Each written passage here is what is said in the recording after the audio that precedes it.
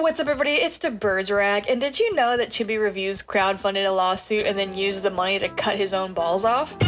So if you don't know who I'm talking about, Chibi Reviews is a deeply controversial anime reviewer on YouTube. He's been around for 10 years. The of it is he was getting a lot of harassment and shit from online communities, which resulted in him getting doxxed. At least that's what the claim is. People went and fucked with his brother's grave, and he decided to fight back by suing or threatening a lawsuit. He crowdfunded on GiveSendGo, which is a notoriously shady website because even if it doesn't reach its goal, all the money goes to the person who set it up. Even if the goal is reached and they don't actually follow through on what is promised on said crowdfund campaign, they still get all the money and there's not really a way to get it back. So anybody who donates to him, you're throwing your money away, which was confirmed with the recent update that he gave us, which was very kind of him to do. However, it has been a year since all of this went down and we haven't gotten an update until just now. People who would ask him about what was going on with the lawsuit and the crowdfund campaign would get blocked on Twitter. He would not engage with people about it. And I guess the heat and the pressure finally reached a point where he felt like he had to say something. So he did drop a essay for us on Twitter breaking down a timeline of events and what he's doing with the money right now. But we're gonna give him the benefit of the doubt and really look into this stuff.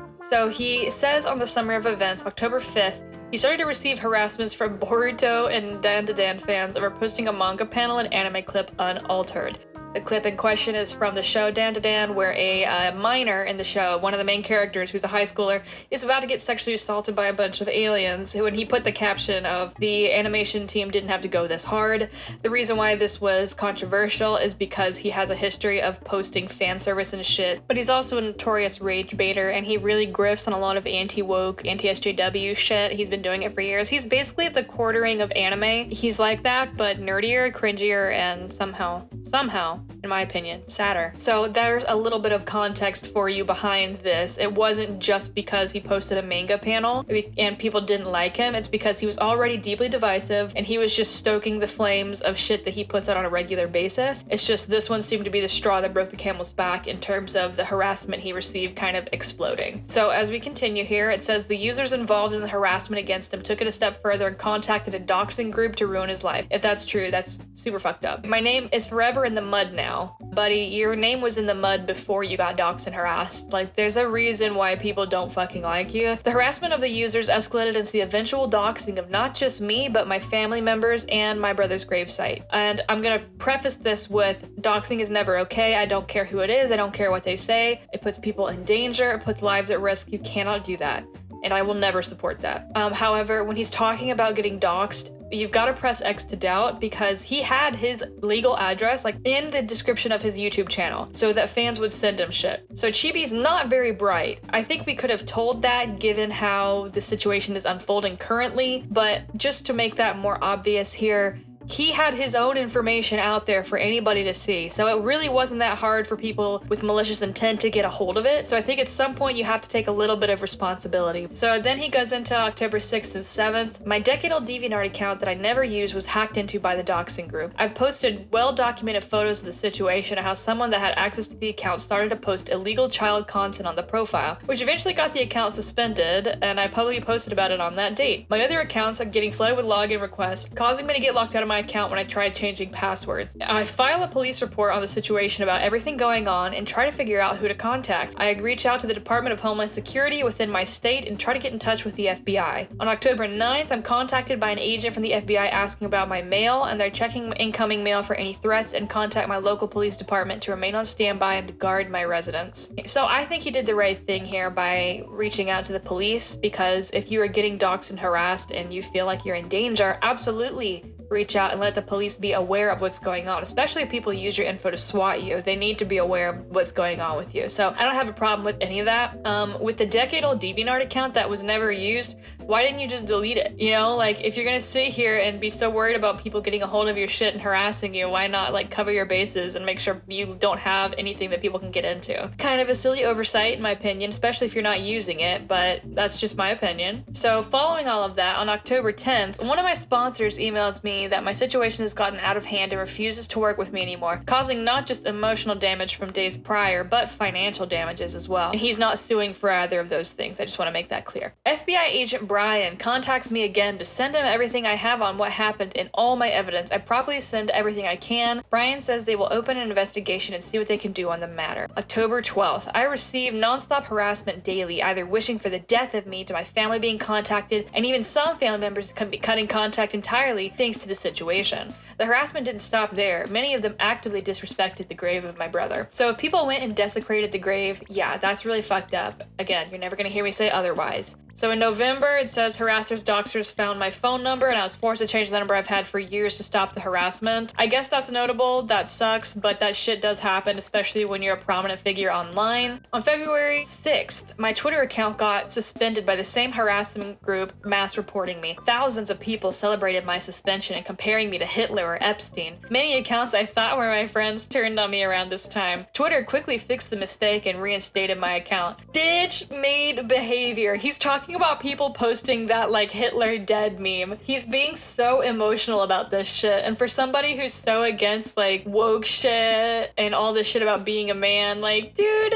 calm the fuck down. He's being such an emotional little baby. He's sitting here talking shit all the time, poking the bear, being an edgy asshole, but as soon as someone's abrasive back or he gets mocked, all of a sudden he's just a victim. It's so embarrassing. So then he says on February 11th, after a lot of counsel from other content creators, family, and friends, not legal consultations, I decided to open a Give, Send, Go account to fund a lawsuit against those that harm me and my family after all of these months. The goal was to raise over $20K to start a lawsuit. Upon my investigation, defamation cases can go around that to a minimum of $15K. I was told to keep quiet about it, anything related to the case I was building, for me to have a successful lawsuit. And one of the people that he credits with this more than once is Legal Mindset, and I'm just gonna say, I don't think that legal law tubers have a really good track record for shit like this. Between Nick Rekieta telling Vic Mignogna he can win his case, to now Legal Mindset encouraging more than one YouTuber to go into a really expensive lawsuit. First of all, get the guy to represent you. If he thinks this is such a good idea, get him to be your lawyer. But I would say stop taking advice from law tubers altogether. It's kind of like financial YouTubers. I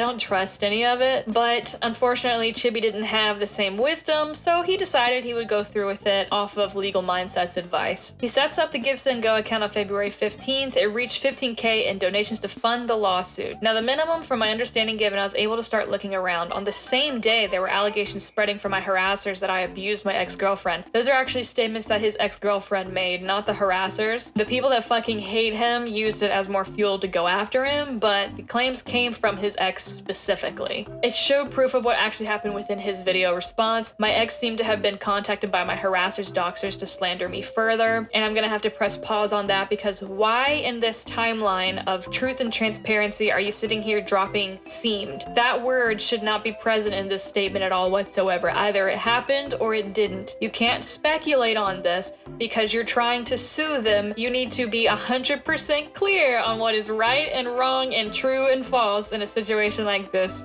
Between February and April of this year, I actively started talking with multiple lawyers to take my case, presenting them with all the evidence I've gathered since everything began. Upon seeking out lawyers, I ran into massive hurdles I was completely unaware of. First off, lawyer consultation fees can be as low as free or run up to $1,000 depending on the lawyer. I lost count of how many lawyers I went to. But for many of them in my area, they needed a consultation before they'd even accept my case. Yes, no lawyer is just going to blindly accept your case, dude. How are you gonna sit here, say you did preliminary research and not know, like, step 1, consultation?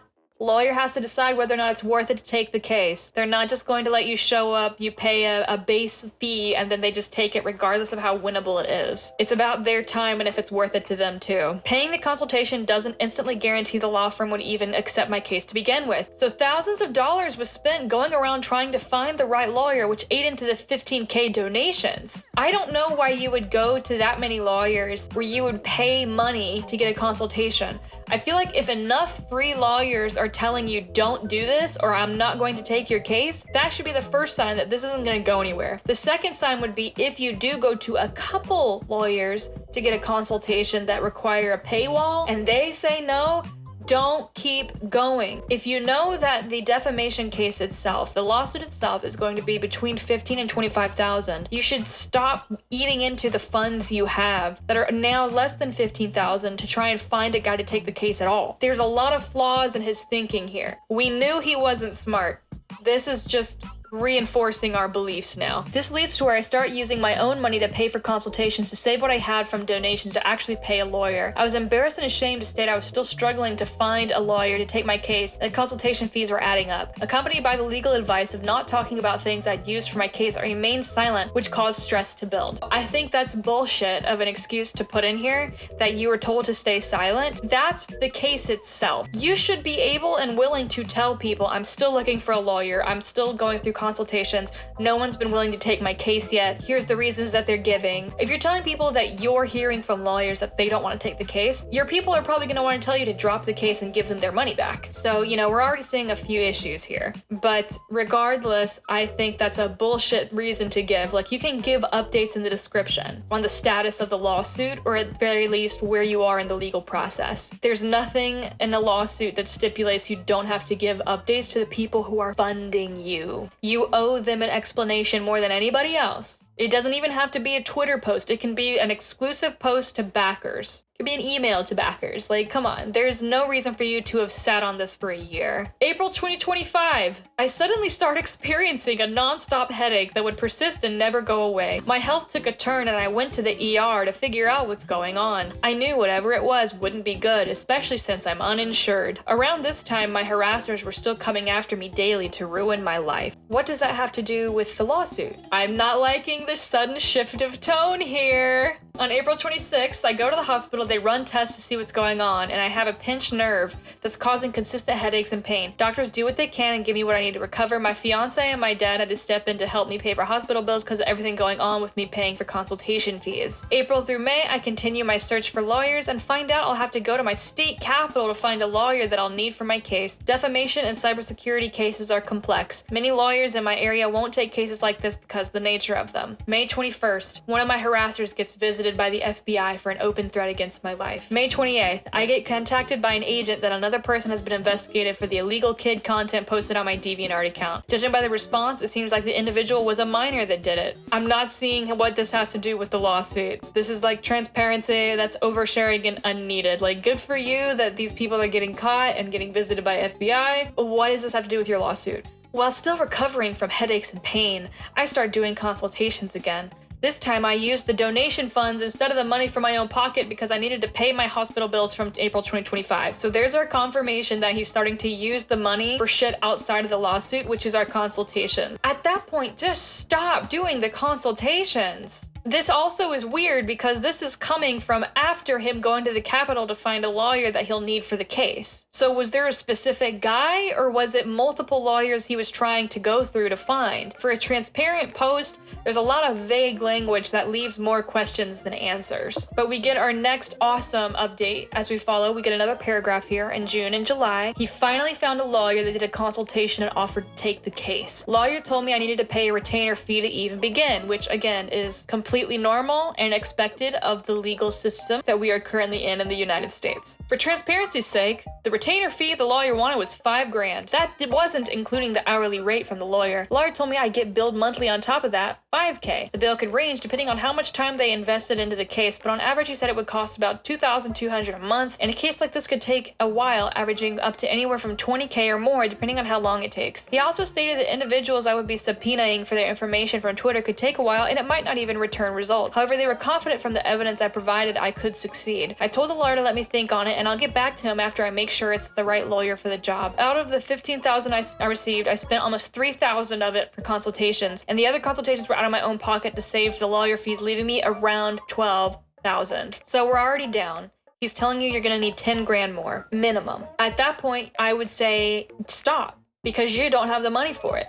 You just earned yourself a free $12,000 that you don't have to give to anybody else because Give, Send, Go won't make you refund your backers. Take the money and run, which if you can't afford to do it, stop trying, because that's capitalism, baby. So in July of 2025, he says that he started having overwhelming pain in the testicular region, that it was so bad it was hard to walk. Uh-oh, he's got ball problems. A large lump appeared in my groin region. Fearing the worst, I instantly thought it was cancer. I went the very next day to the ER to figure out what was going on. When I went that morning to the ER, they told me I would need to see a urologist. They gave me medicine for the pain, but sent me on my way with a $3,000 bill I'd need to pay at a later date. So then he looks around for a urologist. He went to a hospital in a bigger city. They gave it ultrasound in the groin region to figure out what was going on, so they x-rayed his balls. The doctor came to the conclusion there was swelling or a cyst of some kind. I told him I was in massive pain, and they said he'd need a specialist. I wouldn't be able to get a hold of him until August 31st. Called someone in my state, capital. They got him in the same week. Doctor looked at my ultrasound and came to the conclusion it wasn't cancer, but it could be a benign tumor or twisted testicular appendix. So my boy got his balls x-rayed only to find out one of his balls was twisted up tighter than a pretzel, and now he's gonna get it cut off. God damn. The only way to know for sure is if he had the surgery. So I did what any person in my situation would do, and I said I'll do the surgery. I didn't want to die at 30 or experience this pain for the rest of my life. August 8th.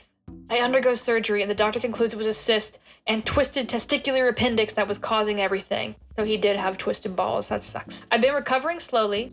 I was told it would take upward of 7 weeks to fully recover. I had to pay $2,400 up front just to get the surgery, not including additional fees after. So where did the $2,400 go? August 2025. Twitter suddenly starts paying me upwards of $900 every few weeks for posting on social media. This came at a time I desperately needed it to pay my previous hospital bills along with my surgery bills. I've been recovering slowly where I can walk normally and drive normally. I still feel uncomfortable sitting for long periods, but that's normal according to what my surgeon said. Now, September 2025. I have an offer to continue the lawsuit with remaining $12K, but to be completely blunt, I'll have to 100% spend money out of my own pocket to continue because of the monthly lawyer costing over $2,000. Because the retainer fee is going to be $5,000, that'll make the rest of the money from the donations to be around $7,000. With monthly costs, it'll run about 4 months, give or take. I feel like it's definitely an option that will eventually make me find justice, but it will bleed me dry over time. So I ask you all, what do I do here? I can continue this and spend more money out of my pocket beyond the donation funds to seek justice, or if I figure out another way. The reason I haven't talked about this more is because I was told to remain silent. Still a bad excuse, but it will bleed me dry over time. It may sound illegal, but I feel like the lack of transparency is a bad thing to those that donated. I understand talking about everything can damage the case, and I really don't want to do that, but I feel it's important to speak about this to everyone. I have the evidence, I have a lawyer that seems like something can be done, but what do you think I should do? I know many will be upset with me having barely any progress made, but it's been a ridiculous year, not just with the harassment and doxing, but the health issues that arose for myself that were outside of my control. So I leave it up to you all to decide what my best options are. If you come to hate me, I get it. But I felt it was important to state this for everyone to see. Anyways, I love you all, and seriously, thank you for the support. So since the lawsuit originally went up, and since he did this update, he has made more money. He is now at 16.725. People have been donating money from a month ago to a few days ago. They're never going to see it. The lawsuit's never going to happen. Overall, this entire statement is just incredibly emotional, and about 50% of it has nothing to do with the crowdfund or the lawsuit. Legal action was never taken. He could have been talking about what he was doing this whole time and chose not to. I feel like if he had been open since the start, people wouldn't be as pissed with him as they are. He hasn't been able to find a lawyer because his ball got twisted and he had to get it cut off. It's like, dude, what's going on? I would be pissed, but I'm not stupid enough to donate to a YouTuber's crowdfund for a lawsuit. But that's none of my business, so I just thought this was fucking hilarious. Chibi Reviews needs to refund people. If he's not going to do the lawsuit, he has got to give a refund. If he does do the lawsuit, he needs to be giving updates on what the lawyer says. He needs to announce when the lawsuit is official. He needs to be doing those subpoenas, and we'll just see what happens. But as we hear more from Chibi, I will keep you updated. And until then, I hope you guys have a great weekend. Bye.